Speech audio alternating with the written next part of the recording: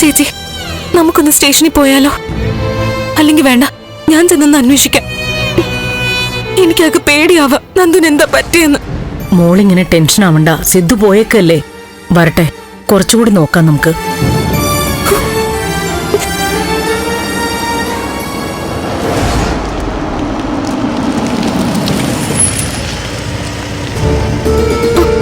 അമ്മേ, അവര് വന്നുന്നാ തോന്നുന്നത്.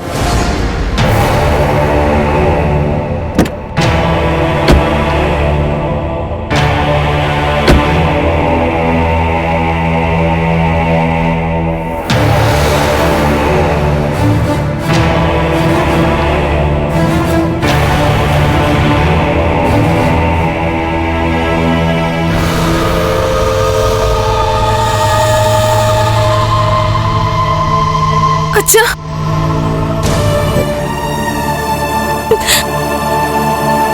അച്ഛാ, നന്ദു എവിടെ?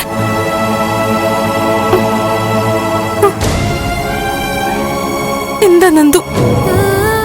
എന്തിനാ പോലീസ് കൊണ്ടുപോയത്?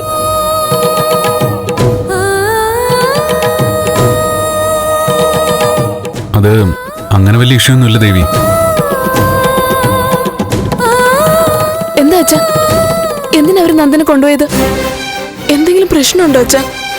നന്ദന്റെ പേരിൽ കേസ് എന്തെങ്കിലും ഉണ്ടോ?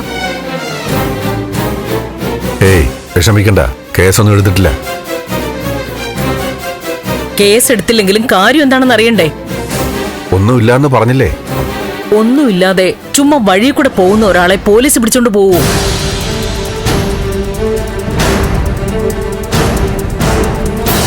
ഞാൻ പറയാം. ഇവിടെ വന്നിരുന്ന ആ പെണ്ണ് തനൂജ, അവളെന്താ ആരാന്നൊക്കെ അറിയണമല്ലോ. അതിനാ ഞാൻ അവളുടെ പുറകെ പോയെ. ആ സമയത്തൊരു പോലീസ് ജീപ്പ് വന്നു. ഞാൻ ആ പെൺകുട്ടിയോട് മോശമായി പെരുമാറിയെന്ന് അവർ തെറ്റിദ്ധരിച്ചു. എന്നെ സ്റ്റേഷൻ വരെ കൊണ്ടുപോയി. കാര്യം മനസ്സിലായപ്പോ അവരെന്നെ വിട്ടയച്ചു. അത്രേ ഉള്ളൂ.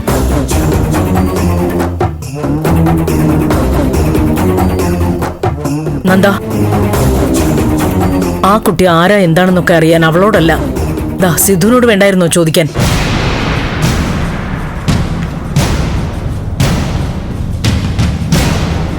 അതിന് അച്ഛൻ അവളെ വ്യക്തമായി അറിയില്ലല്ലോ. ഒരു പെണ്ണ് വന്ന് പണം ചോദിച്ച് ഭീഷണിപ്പെടുത്തി. എല്ലാവർക്കും അറിയാവുന്നതേ അച്ഛനും അറിയൂ.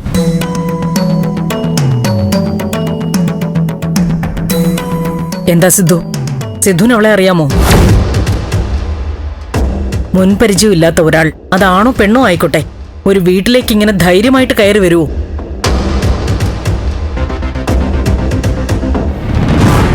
പഴയ പാർട്ടി പ്രവർത്തകന്റെ മകളോ മറ്റോ ആരെങ്കിലും ആണോ അച്ഛാ? അല്ലെങ്കിൽ എന്തെങ്കിലും കടബാധ്യതയിൽ നിന്ന് രക്ഷപ്പെടാൻ സഹായം ചോദിച്ചു വന്നതാണോ? സഹായം ചോദിച്ചു വരുന്ന ഇങ്ങനെയാണോ?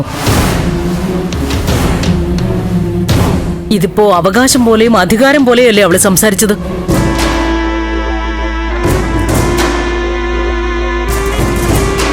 സിദ്ധു ഏതാണ്ട് പേടിച്ചു നിൽക്കുന്ന പോലെ എനിക്ക് തോന്നിയത്.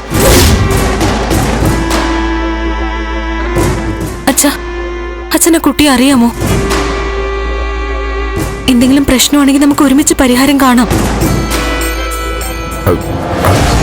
അത് വിട്ടേക്ക് മോളെ. എന്തു വിട്ടേക്കാന്ന്? ഇതങ്ങനെ വിടാനൊന്നും പറ്റില്ല. ഫ്ലവേഴ്സ് ടിവിയുടെ സ്മാർട്ട് ഷോയിൽ പങ്കെടുക്കാൻ നിങ്ങളെ ക്ഷണിക്കുന്നു. ഉടൻ തന്നെ ഈ നമ്പറിലേക്ക് വിളിക്കുക. 7593829838. ഫ്ലവേഴ്സ് സ്മാർട്ട് ഷോ ഉടൻ വരുന്നു ഫ്ലവേഴ്സ്.